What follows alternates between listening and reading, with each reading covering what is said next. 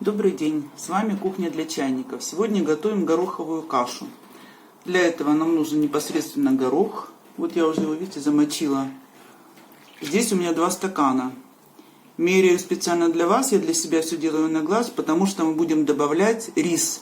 С рисом гороховая каша гораздо вкуснее. Значит, нам понадобится горох, вот здесь 2 стакана, большая луковица, 1 зубчик чеснока, так, луковица, 1 зубчик чеснока и рис.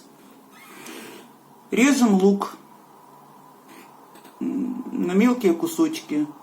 Ну, там не важно, потому что потом будем блендером разбивать. Готовить будем в сковороде. Сейчас лук разрежем, пойдем готовить. В сковороде чем удобно. Не подгорает, не выкипает. Очень хорошо готовится. И самое главное, удобно. Без никаких заморочек. Режем произвольно. Даже будут, если большие кусочки, ничего страшного.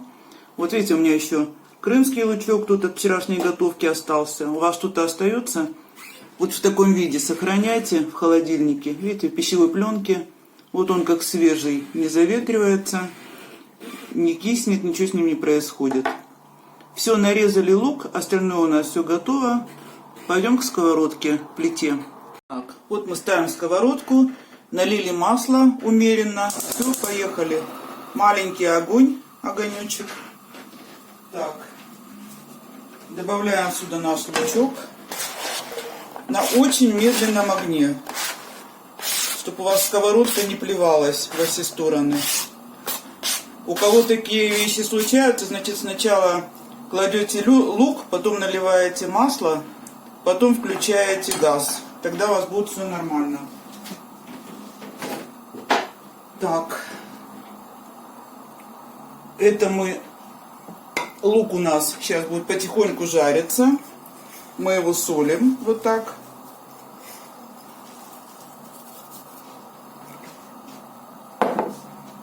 Так.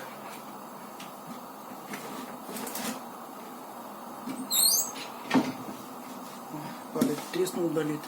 Поперчили. Прям лучок.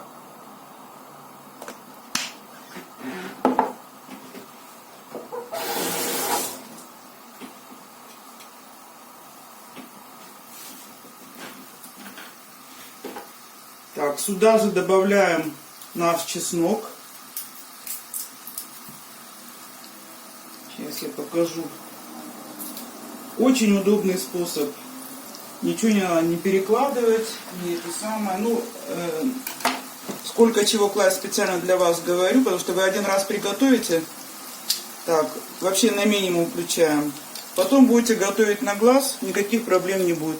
Вот добавляем чеснок. Вот так через чеснок и давилку. Все, помогли себе ножом.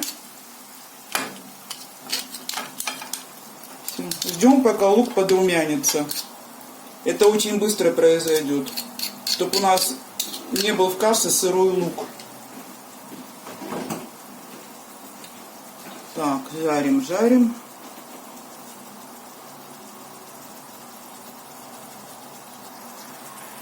У нас жарится. Я все всегда накрываю крышкой, чтобы не было на кухне бардака и грязи.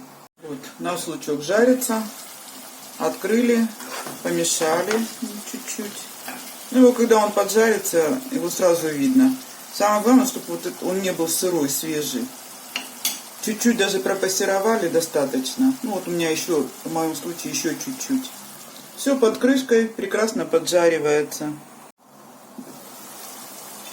Так, ну вот, наш лучок дошел. Что мы делаем дальше? Значит, у нас здесь лук, маленький кусочек чеснока, посолили, поперчили на подсолнечном масле. Все, больше сюда ничего не надо. Теперь вот мы помыли горох, видите, вот помытый горох высыпаем сюда, в сковородку. Так, высыпали. Можно ложкой, можно рукой, я все делаю руками. Сюда же наливаем воду. Вот Вот, воду налили. Видите, много. Нормально, потому что рис сейчас будет развариваться, увеличиваться в размерах.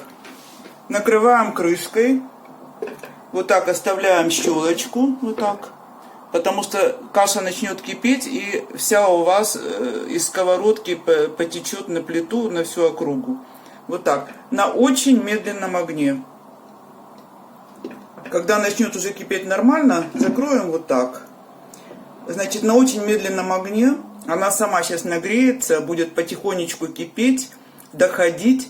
Почему наши предки все каши запаривали в печи? Там же ничего не кипело. Оно просто нагревалось, доходило. Все было в готовом виде. Но не было большой температуры, которая разрушает вот питательные вещества и ценные, которые находятся в крупах. Ну, в данном случае так, имитация вот этого стародавнего способа. Ну, это я сама уже вот так вот думаю, как своим умом, с высоты своего возраста и опыта. И вот все, значит, она стоит.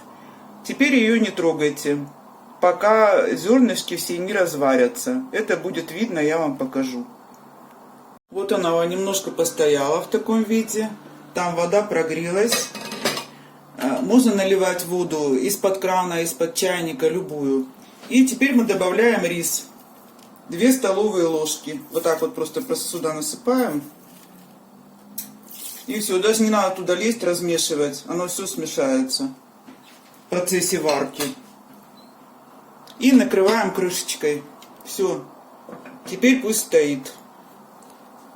Потерпите немножко. Это все окупится вкусным, прекрасным блюдом.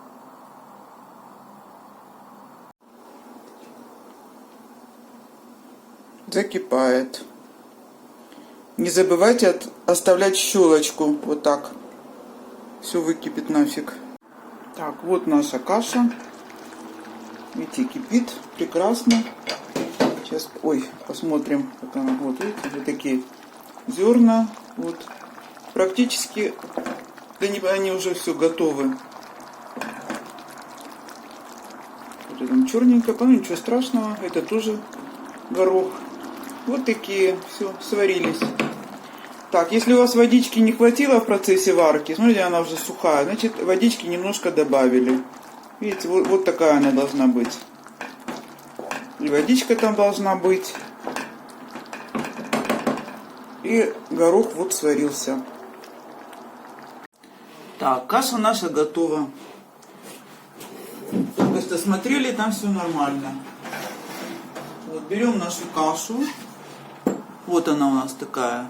Она уже готова, можно ее кушать. Значит, она в горячем виде немножко такая жиденькая. Сейчас я вам покажу. Вот видите, так чуть-чуть. А когда она остынет, она будет уже в форме такой нормальной каши. Ну, в моем случае, значит, любят пюре. Для этого берем блендер погружной. И вот таким образом, сейчас я вам покажу. Прямо в этой сковородке превращаем ее в пюре.